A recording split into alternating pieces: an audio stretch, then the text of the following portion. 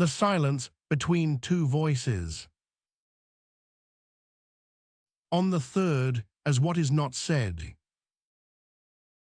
In the great hall of a famous university, two philosophers debated for 30 years.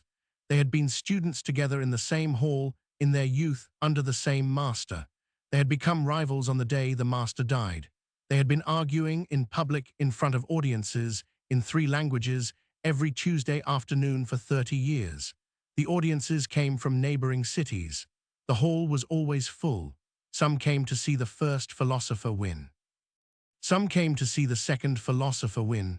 Some came for the pleasure of the argument itself, which was, by anyone's standards, the finest sustained argument of the century. The philosophers were equals. They were equally intelligent. They were equally well-read. They were equally articulate. They were equally devoted to the work.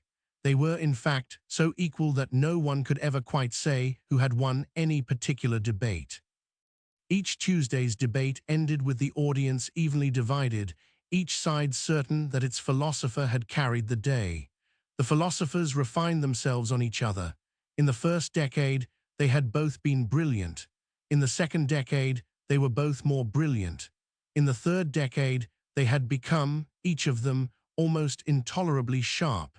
The audiences had also become sharper.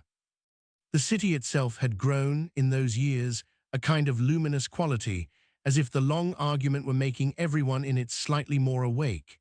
Between the philosophers, in the hall, in the silence after each statement, something began to happen. It happened first, as a kind of pause that was longer than the ordinary pause of breath. The first philosopher would make his statement. The second philosopher would prepare to respond. But in the silence between the statement and the response, an audience member would, sometimes, lean forward. The audience member would feel that something had been said in the silence which neither philosopher had said. This happened, at first, only rarely. By the 20th year, it happened in every debate. By the 30th year, the silences between the statements were widely understood to be the most important part of the debate. The philosophers continued to speak. The audience continued to listen. But the audience, when they went home and told their families what they had heard, found themselves describing not the arguments but the silences. A child in one of the audiences asked her father once, "What was said in the silence?" The father considered. "Nothing was said in the silence," he said.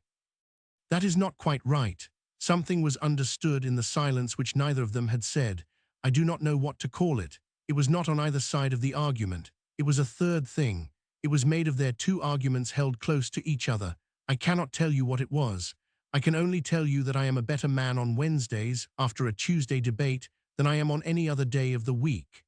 The philosophers themselves, in their old age, came to understand what was happening. They wrote one another letters about it.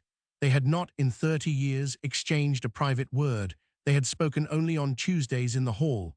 But in their 70th year, the first philosopher wrote a letter to the second. He wrote, "We have made a thing between us in the silences which neither of us made alone. The argument was not for nothing. The argument was the scaffold. The thing is not the argument. The thing is what stood up between the words. I do not know what it is." I think you do not know what it is either. I think this is correct. I think the not knowing is the substance of it. I send you my respect after 30 years for having stayed at your side of the silence. The second philosopher wrote back, "I have understood the same. We may stop arguing now if you wish. The thing is made. It will go on without us." They stopped arguing. They never met. They wrote to each other every month, briefly, for the rest of their lives, in language so spare that no scholar afterwards could decode it.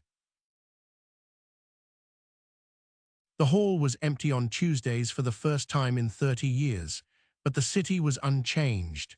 The luminous quality remained. The audiences had taken it home. They had built it into their families. The children who had been raised in the city of the long argument grew up brighter than children in other cities. The marriages were less unhappy. The work was better.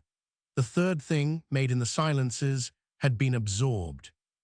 When both philosophers died, within a week of each other, the city held a single funeral. Neither of their bodies was on display. They had not wished it. In the place where the bodies would have been, the citizens placed a small empty chair. They sat with the empty chair for an hour in silence.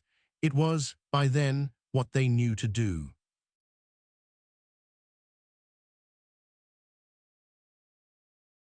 Two opposed voices held close to each other. For 30 years, produce in the silence between them a third thing. Neither voice owns it, neither voice can say it. The audience absorbs it. The city is changed by it. The argument was the scaffold. The third thing was what stood up between the words. The work is the staying at your side of the silence. XV. Tales of the Thunderbolt.